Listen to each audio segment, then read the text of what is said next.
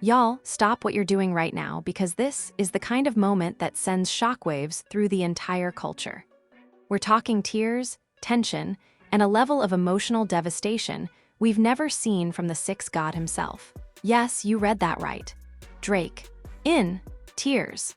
Sources close to the OVO camp are saying that the Toronto megastar completely broke down backstage after the 2026 iHeart Award nominations dropped, and baby, they did not go in his favor. Because guess who's on top? Kendrick Lamar. Mr. They Not Like Us just came through and swept the entire nominations list. Best Hip-Hop Artist, Album of the Year, Collaboration of the Year, Lyricist of the Year, and Fan Favorite. That's 5 major categories, all Kendrick. And guess what Drake got? Just two, and not even in the categories that matter to his legacy. We're talking Best Pop Collaboration and Most Streamed Artist on social platforms. And insiders say when the list hit the net, Drake saw it live on his phone while in the middle of soundcheck for an unreleased track rumored to be his clapback to Euphoria. He dropped the mic, walked off stage, locked himself in the dressing room, and according to someone from the tour team, they heard crying, real grown man sobs, and the wildest part, there's a video. One of the security team allegedly caught a shaky clip of Drake saying, "I gave this game everything, and they still chose him." Hugh, grab your tea and don't go anywhere because this story gets way messier. We're talking industry betrayal, inner circle tension, subliminal shots, and a voice note from Jay Cole that's about to change everything. Stay tuned. Let's rewind the clock to just 3 weeks before the 2026 iHeart nominations dropped, and everything still looked golden for Drake. Drake was in Miami, living that ultra-polished OVO lifestyle. Luxury yacht one day, studio with The Weeknd the next, and whispers of a surprise collab project with Taylor Swift heating up the internet. The man was setting up for what was supposed to be the year of the comeback. 2025 had been quiet, no albums, just a couple of features and a highly publicized break after the Kendrick Lamar, Euphoria, diss shook the timeline. At the time, fans thought Drake was cooking. They said he was studying the game, about to drop another Scary Hours 4 with the kind of soul-cutting bars that made Do Not Disturb and middle-of-the-ocean classics. But what people did know, that silence, that break, it wasn't strategy, it was damage control. According to a source close to Drake's stylist, and yes, you know we got those, Drizzy wasn't just regrouping creatively, he was spiraling. After Euphoria dropped and the streets unanimously declared Kendrick the winner of that beef, Drake reportedly went into what some around him called a creative shutdown. No bars were hitting. No beats felt right. Allegedly, 2 full EPs were scrapped before they even got to mastering. And that's not a rumor, one engineer even said. He'd lay down 4 bars, then stop and just stare. Like frozen, like he didn't know what to say anymore. That's not the Drake we know. But wait, it gets deeper.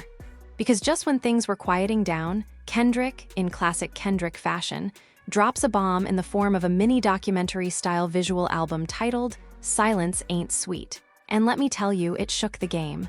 The visuals, cinematic, the bars, ruthless, and the message, crystal clear. I didn't just beat Drake, I buried the old guard. The fans went crazy, the blogs lit up. Think pieces dropped overnight with headlines like, Kendrick just cemented himself as the greatest of this generation. And where was Drake? Nowhere, no response, no tweet. Just an Instagram story of him sitting in the studio, sipping something brown with the caption, "Let him talk." But let's be real, he was hurting. According to a very specific assistant, and I won't name names, but they used to work OVO's press team during the Certified Lover Boy era, there was an internal push not to respond to Kendrick at all. The team allegedly told him, "We don't win in the mud, we win in the numbers, just focus on the awards." Which brings us to the iHeart nominations. Drake had been told by his own people that this was where the narrative would shift, that after a quiet year, the industry would show him love again, that he'd dominate the categories Kendrick was snatching headlines in. After all, Drizzy still had the streams, the presence, the global appeal, right, wrong. When the nominations dropped, Kendrick's name was everywhere. Best Hip-Hop Artist, Best Album, Best Live Performance, Most Social Buzz, even Lyricist of the Year, the same category Drake was quietly eyeing as his comeback win. And Drake, just 2 nominations. 2. One for most streamed pop collaboration, and not even for one of his rap songs. It was that auto-tuned feature he did with an EDM artist most fans don't even associate with him. The second, fan favorite, male artist, which is literally fan-voted, and even that Kendrick was trending to win within hours of the list dropping. And the moment those nominations went live, Drake was on a private set in Toronto, shooting a visual for a surprise single called Unwritten Scriptures. The title alone had fans hoping it was a comeback diss, but when he saw the nominations hit Twitter, he froze, mid-scene. According to someone on set, he dropped the prop Bible he was holding, looked at his phone, then walked off set without a word. Locked himself in his trailer. One of the videographers said, "You could hear pacing, talking, then no talking, then crying, like real crying. It wasn't anger, it was pain."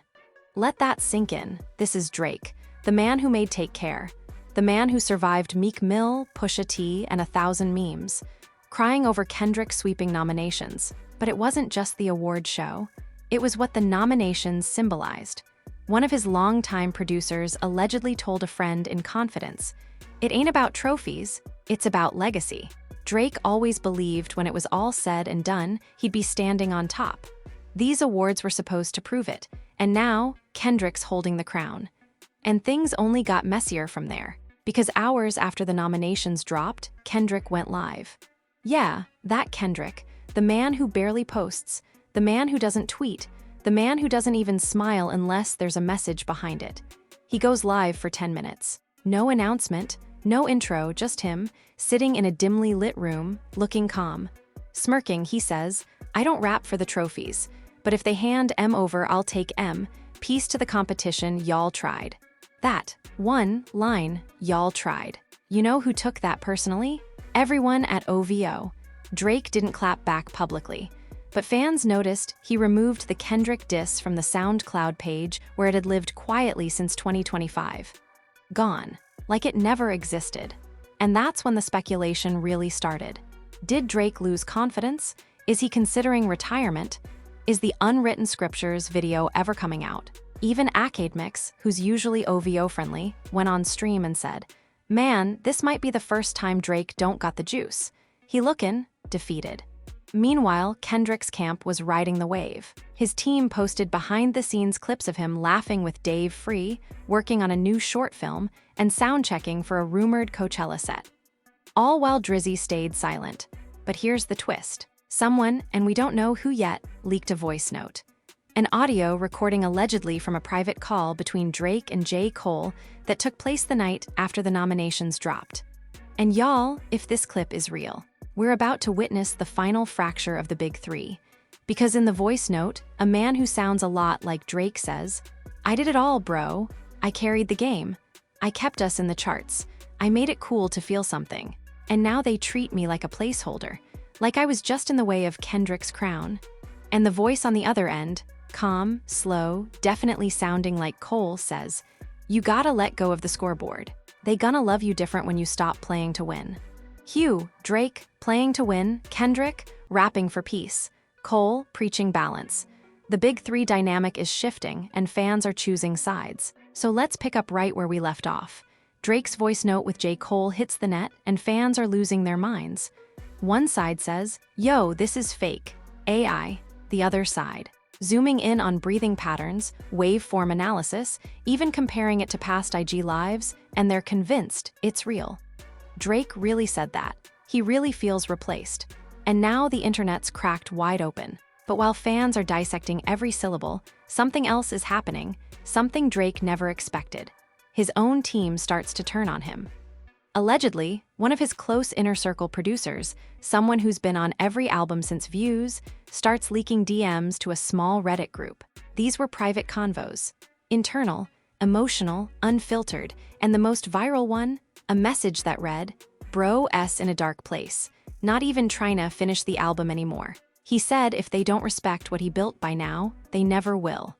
And that's where the panic started, because fans realized this wasn't just about awards anymore. This was about Drake's entire career. According to someone who worked briefly with Drake's personal trainer, yes, that's how deep we dig. The vibe in the camp is off. One assistant said he's been canceling studio bookings last minute, barely eating, and this is wild. Apparently, he's been staying in the guest house on his own compound, completely isolated from the main mansion. Y'all, that's not luxury, that's exile. And then, boom, another twist. Kanye West enters the chat. Yes, Ye, the man who once called Drake the most overprotected artist in the industry. The same Ye who had one of the most legendary passive-aggressive beefs with him in rap history. But guess what? Kanye posts a video on his Ye TV platform, a grainy, dim-lit selfie, talking into the camera like it's 2007 again, and says this: "I know what it feels like when they crown someone else while you still breathing. I seen the throne get snatched from me in broad daylight. So I'ma say this, Drake, don't quit, don't fold. Don't let this be your 808s moment unless you're ready to birth a whole new era." Wait, what? Kanye, of all people, telling Drake to stay in the game? Fans are shocked.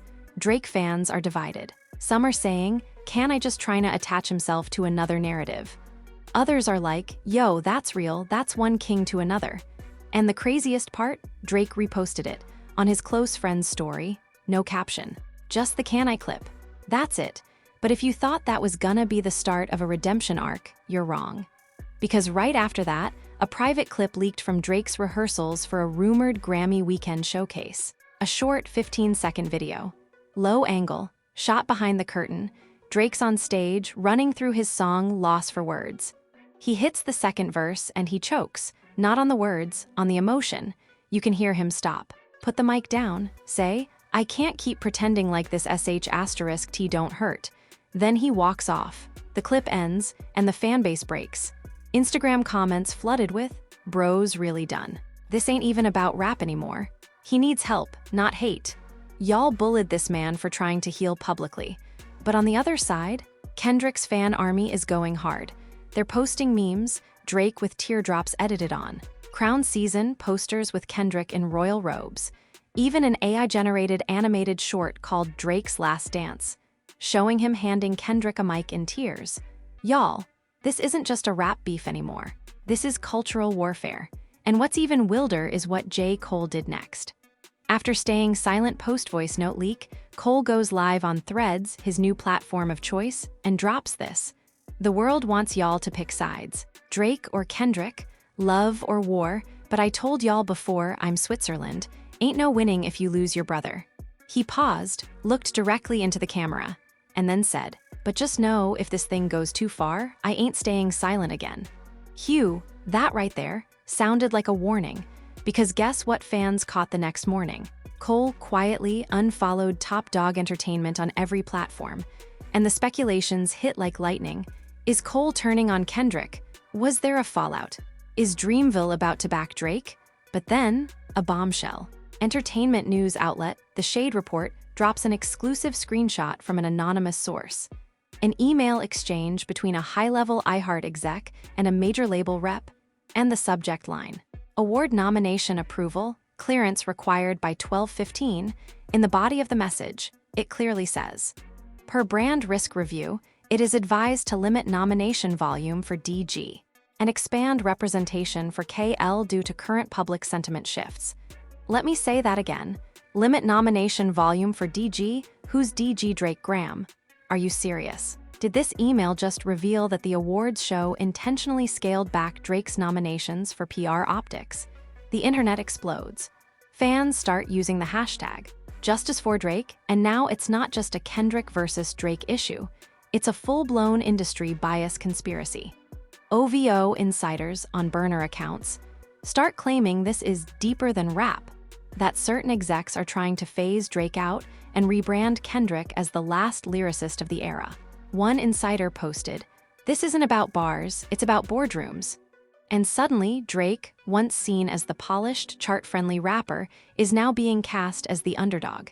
It's a narrative flip no one saw coming. And what does Kendrick do? He posts a single photo. No caption, just a crown on the floor with blood next to it. Fans lose it. Some say it's a victory post. Others think it's a warning, he's done fighting, he's already won. But if you think Drake is just gonna sit back and let that crown rot on the floor, you don't know Aubrey Graham, because just 48 hours later, a new post appears on the official OVO page. A teaser, dark screen. One word flashes across in blood red font: Requiem. Then a date, March 15, 2026. Is it a track? An album? A film? Nobody knows. But insiders say it's the most personal, most savage, and most unfiltered thing Drake has ever recorded. Rumors say it's not just a diss, it's a funeral. Not for Kendrick, not for Cole, but for the entire system that tried to erase him. And this time, he's not coming back to play. It's March 15, 2026, and the internet is on fire. The countdown is over. The screen goes black.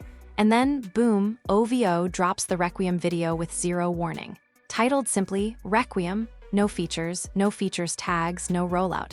Just one voice, one message, and one mission: bury the industry before it buries me. And let me tell you, Drake did not hold back. From the first verse, it's crystal clear. This isn't your typical flex track. This is rich flex. This isn't champagne poetry. This is Aubrey Graham with his back to the wall, gloves off, and heart on fire. He opens with, "This ain't rap no more, this the sound of a man who gave. Light now they tryin' to pull the plug before the night ends. I see it in the numbers. Feel it in the charts. They wanna play God, but forgot who built the church." That verse alone already had people tweeting, "This is his Take Care X5. This is deeper than beef, this is confession." But by the second verse, Drake stops being poetic and starts naming names. I mean direct. "Y'all crowned the king, then staged the throne / pulled awards from my hands, just to praise your own / y'all edited metrics / swapped votes in silence. Tell the execs in corner offices, I see their stylists." And then he drops this bomb. "Funny how they told me sit back, let it pass, but the ones who said that had shares in the label that gave me last." Hugh, allegations, straight up. Accusations, with receipts hidden in rhyme schemes. People start digging. Reddit explodes. A viral thread breaks down every bar and connects it to real iHeart execs, Sony Music Canada, even a covert reshuffle at a major streaming platform that allegedly altered editorial placements last quarter. This ain't just rap anymore. It's a war documentary in rhyme, and it gets worse. Because halfway through the video, as the beat slows and a haunting violin enters, we hear a voice message from Drake's late grandmother, never before heard, talking about the loneliness of being at the top. Drake chokes, real tears, caught on camera, but he keeps rapping. "I made billions, gave headlines, they gave me silence, let the quiet ones eat while they question my defiance." By the time the video ends, he's in front of a stained glass window. Alone, no crew, he says directly to the camera, "You wanted a eulogy? Fine, but this one's for the whole game." Cut to black. Within 2 hours, the internet crashes under the weight of speculation. The Requiem video trends in 35 countries. Twitter Spaces run nonstop. YouTubers are live with titles like, "Did Drake just expose award show corruption?" Requiem explained. The hidden messages behind every line, Kendrick fans in shambles after Drake's comeback. But while Drake's side is celebrating, guess what's happening over at Kendrick's camp? Panic. Real panic. Because someone messed up bad. On a podcast called The Hidden Verse, a mid-level exec from TDE, name redacted for legal reasons, joins as a guest. Apparently unaware the episode was pre-scheduled to drop the day after Requiem. And during the podcast, they say this: "Look, we all knew the industry had to start pushing a different kind of narrative. Kendrick fits that evolution. He's anti-industry while still playing the game. That's the future. Drake. That brand is expired." EXB, IRED, that word alone set off an explosion. Clips of that podcast went viral in under 30 minutes. People start saying, did Kendrick know about this shift? Was he part of the Bury Drake strategy? Is this all industry theater? And the one who took it hardest? J. Cole. The same night the podcast clip drops, Cole deletes every post from his Threads account. Then tweets just one thing from an old burner account fans confirmed is his. "Maybe we were all played." Wait, what? Played by who? The labels? Kendrick? The culture? It's unclear, but fans start pushing the narrative that Cole's about to switch sides. Remember the big three? Now it's looking like OVO x Dreamville versus the entire system. And speaking of Kendrick, he finally responds. Not in a diss track, not in a post, but at the 2026 SXSW event, where he was scheduled to give a keynote speech about art and authenticity. He walks on stage, crowd silent, and says, "Some people drop songs, some drop names, some drop tears, me, I drop truth. But if the truth offends you, maybe it ain't mine that's the problem." Ooh, he didn't name Drake, but he didn't have to, and the crowd split, half cheering, half side-eyeing. Even fans in the comments were like, was that a clapback or a deflection? Meanwhile, Drake keeps pushing. He goes live on TikTok for the first time in 4 years. Over 1 million people tune in. He sits in front of a fireplace. Hood up, red eyes, he says, "I'm not here to convince anybody of anything. Just don't rewrite my history while I'm still breathing." That line, tattoo-worthy. People start making shirts, memes, murals. Still breathing becomes the #1 trending hashtag on TikTok and Threads. And then, the final twist. Someone, and nobody knows who, leaks a voice memo from Kendrick's producer, believed to be recorded 6 months ago, where he says, "I hope this Drake thing ends before it ruins the music.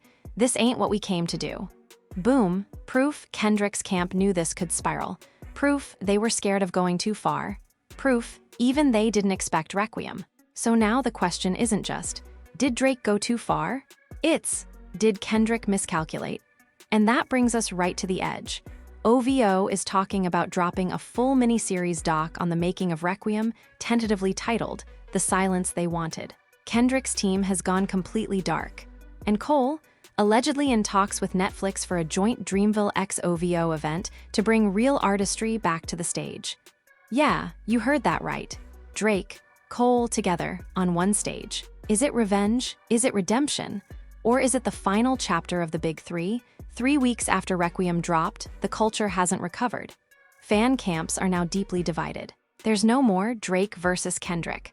Now it's Drake believers versus Kendrick loyalists versus people who think the industry orchestrated the whole damn thing. And in the middle of this storm comes a leak. Not a song, not a voice note, but a contract. Yup, a digital scan of an alleged document between a major streaming platform and the iHeart production team, outlining what they call a prestige priority initiative.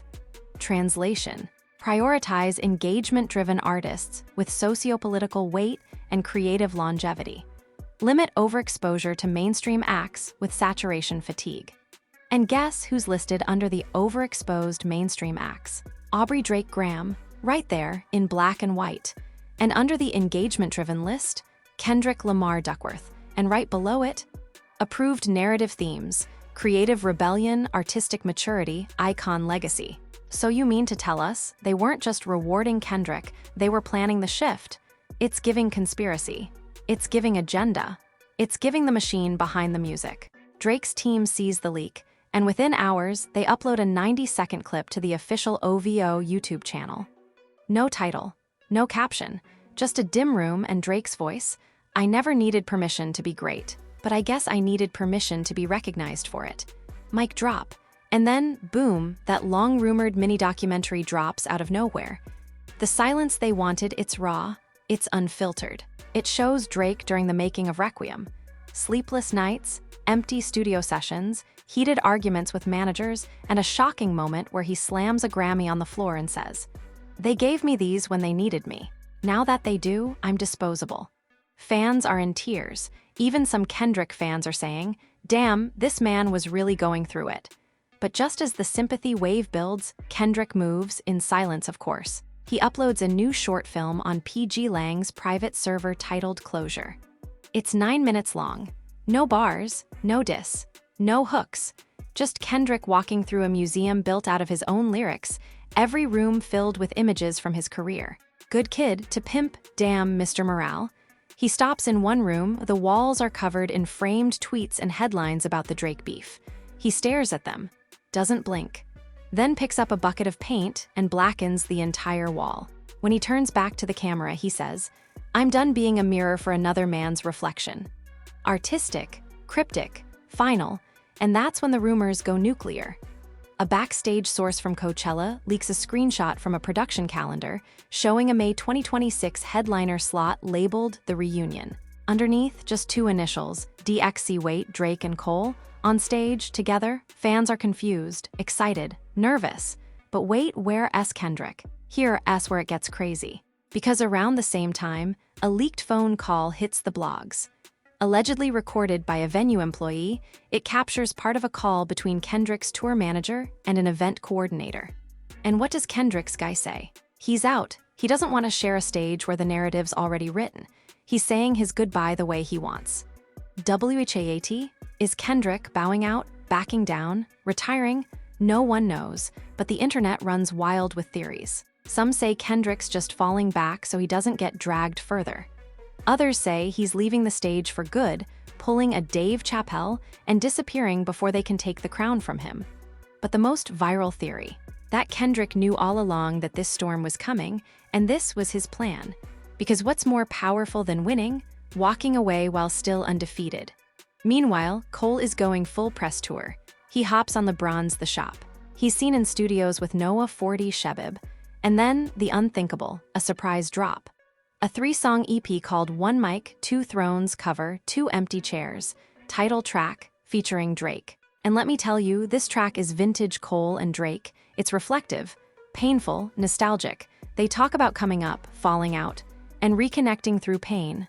Drake says, "Used to think we were rivals, now I know we were mirrors/different verses, same scripture."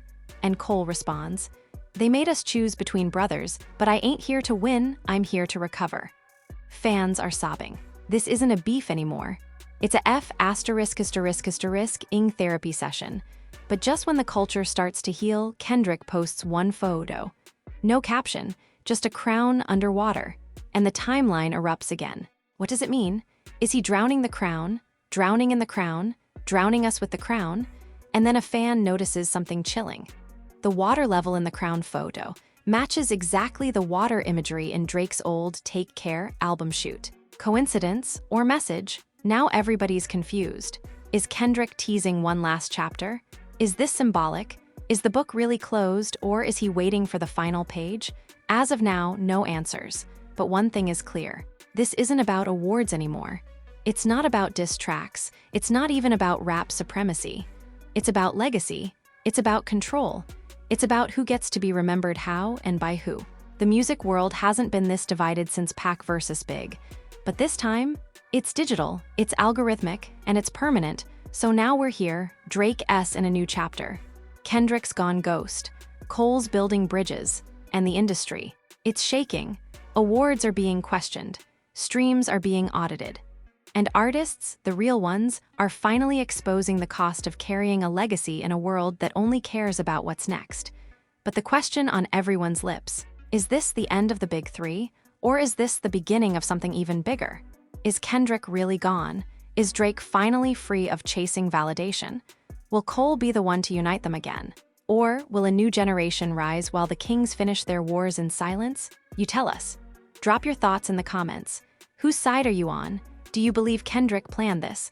Was Requiem Drake's masterpiece or his swan song? Smash that like button if you're still processing what just happened. Subscribe if you want the real stories behind the headlines. And turn on notifications, because if Kendrick makes even a single sound, we're dropping the next leak first. This ain't just rap, this is history. And you're part of it now. This was Candidly Cassie x Say Cheese, and we just changed the narrative. Stay tuned. Stay woke. And remember, the throne never stays empty for long. Until next time. Never stays empty for long. Until next time.